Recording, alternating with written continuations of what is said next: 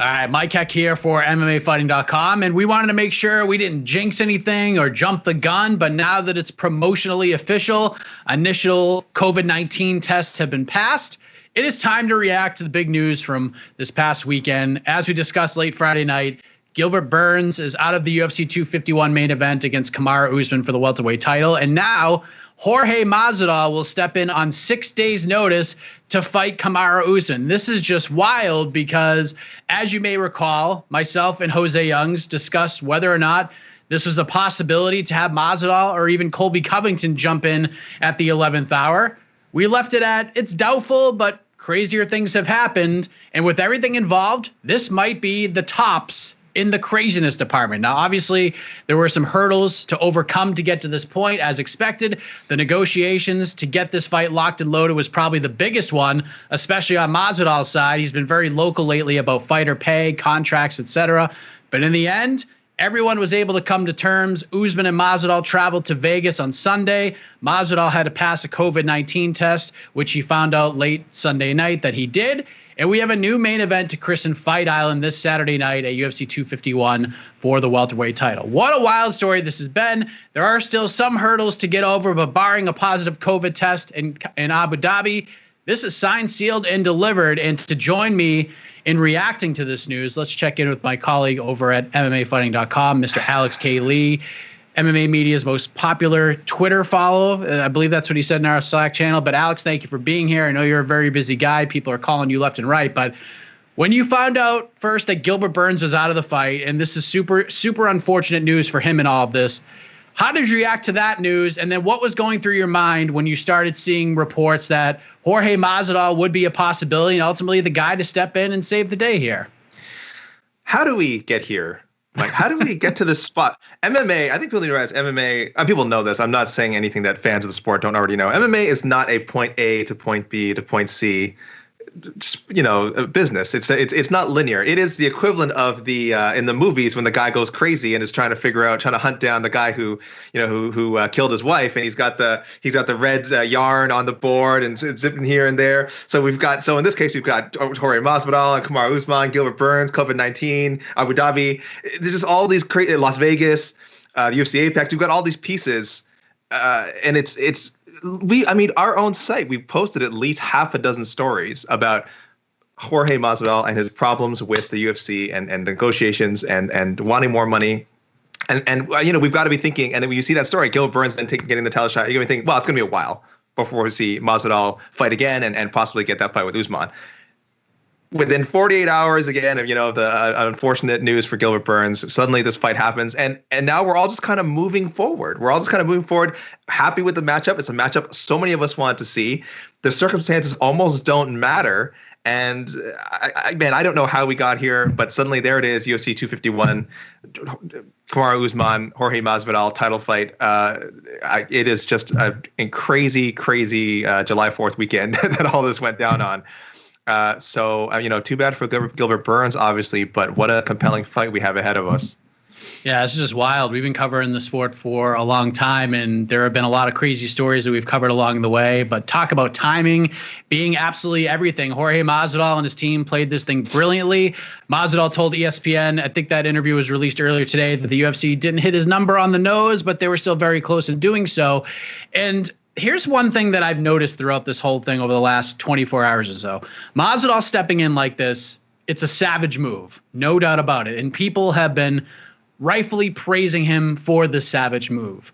But what about Kamaru Usman, Alex? Like, he's preparing to fight a teammate, someone he was very familiar with, a whole different style than Masvidal is going to bring to him on Saturday night. And I don't know if it's just me, Mr. A.K. Lee, but I haven't seen much in the praise department going in Kamaru Usman's direction. He deserves a lot of credit in this as well, and he deserves to be painted in the same savage brush as Jorge Masvidal, does he not? Yeah, anyone who's thinking like, oh, well, of course Usman took the fight. It's an easy matchup because the other guy is less prepared. No one stepping into a cage with Jorge Masvidal is going to have an easy time. I don't care if he's taking the fight on 10 hours notice.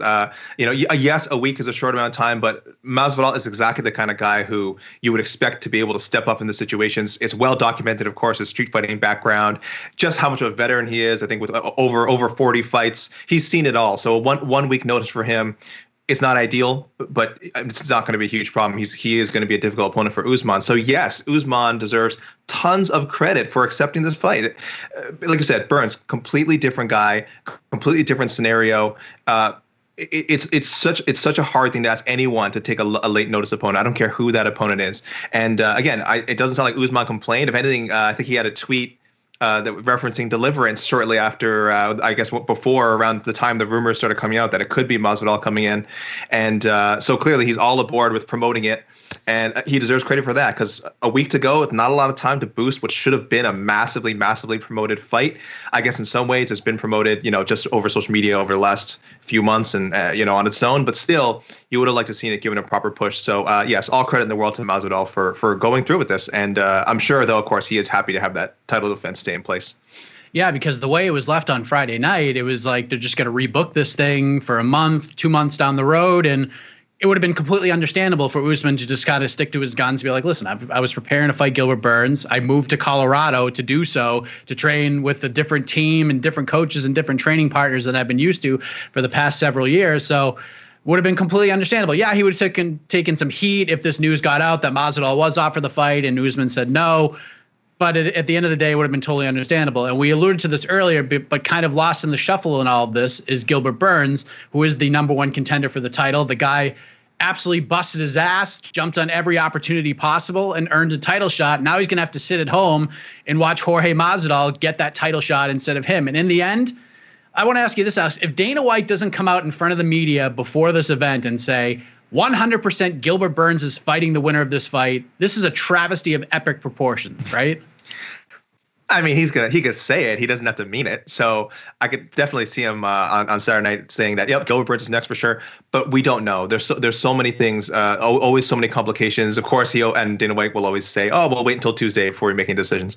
But I don't know if anyone can guarantee Gilbert Burns anything, which is a shame, because while Masvidal versus Usman is the fight we wanted, Burns versus Usman is the fight we kind of got and didn't realize that we wanted. It was such a cool matchup, when it finally came out. We're like, yeah, why not? We saw him dominate Woodley, and we said, yes, why not him?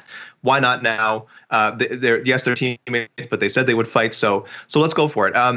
That is, like you said, the thing that's lost, because potentially we could have just postponed the fight, depending, of course, on Gilbert Burns' condition. We could have just postponed the fight 3 weeks, a month maybe, and still had this fight with only a little bit of a delay. Now Burns, again, gets lost to the shovel. Will he become one of those fighters who loses that title shot and never gets it back? Hopefully not. But it has happened many, many times in the past. And again, you definitely got a feel for Burns. He's more than deserving of a title shot. And let's hope that he does get rebooked against the winner.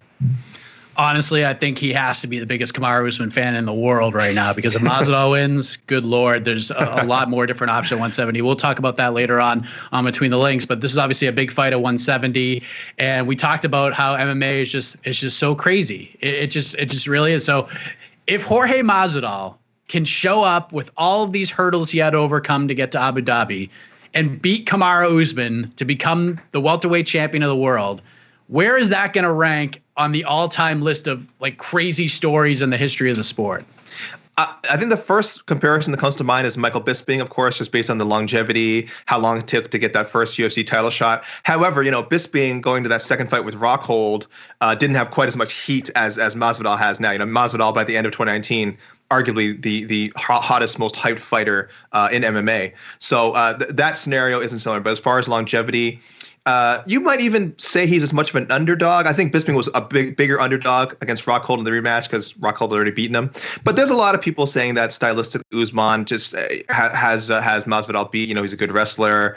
That 5 round, they both can go a hard 5 rounds, but I think Usman, they think he can match him there, which a lot of Masvidal's opponents can't. So, I in that sense, I would lean towards the Bisping comparison, but it might even surpass that because it's such an insult when someone like Covington calls Masvidal a journeyman George or whatever he wants to say about it. But it is true that Masvidal has been around for so long. And if you had asked anyone 2 years ago if he would be at this level and getting a UFC title shot, no one would have predicted it. It's one of those, like you said, it's one of these things we've been saying about MMA. You just don't see it coming. So I'm not saying it would be the biggest, like most surprising UFC champion, but it might be in the top 5 when you take everything into account. Yeah, no, I'm not questioning Masvidal's skill set whatsoever. I mean, we're in a global pandemic. We got to pass all these tests. We got to fly all the way to Abu Dhabi. Then we got to pass more tests. Then we're going to be sequestered in our hotel rooms for 48 hours at a time. Like, it's just such a wild time in the world to get a short notice fight like this.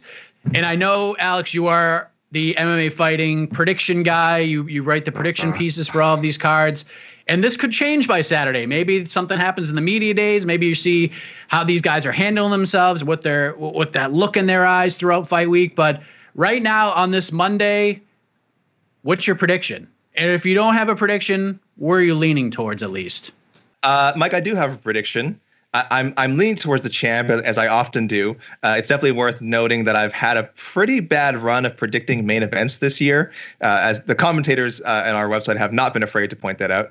But I am leaning towards the champ. I do think the preparation matters. I know a guy like Masvidal has probably been studying Usman for a long time. There's a lot of fight footage out there. He's also the kind of fighter that he doesn't need to have a specific game plan. He's going to figure it out in there. But I do think Usman is just kind of on another level, and I think he's improving so much with every fight. I love what he showed in the Covington fight. I know there's questions about his the effectiveness of his stand-up, but man, that was a good 5-round stand-up war. Not saying it was a technical masterpiece, but that's the kind of grit you have to show if you're going to go 5 rounds with someone like Masvidal. And I do think that this fight is going to go the distance, and I do think it's going to go. So I do think it'll be Usman by decision. So yeah, I'm leaning towards champ. I think he'll mix in wrestling smartly. I think he's going to show off that speed, show off that those improving hands. He won't want to play around on the feet too much with Masvidal, but I think he'll do better than people think. I think if people think it's going to be just strictly wrestler versus grappler, no, not at all, not at all. I think Usman's definitely learned how to mix things up well, and he'll do that and take care of business on Saturday. But yeah, very good fight. This is why MMA is the greatest sport in the world, ladies and gentlemen. You don't get this kind of drama anywhere else, AK. And there's going to be a lot more on this story on UFC 251, Fight Island, everything right here on MMAfighting.com. We got Between the Links. We got the A-Side live chat. We got What the Heck. I do have an interview that's going to drop later on tonight that you will all be very interested in, I would say. So look for that on the site as well. Appreciate the time, AK. For Alex K. Lee, I am Mike Heck. Thank you for watching. It's Fight Week, everybody.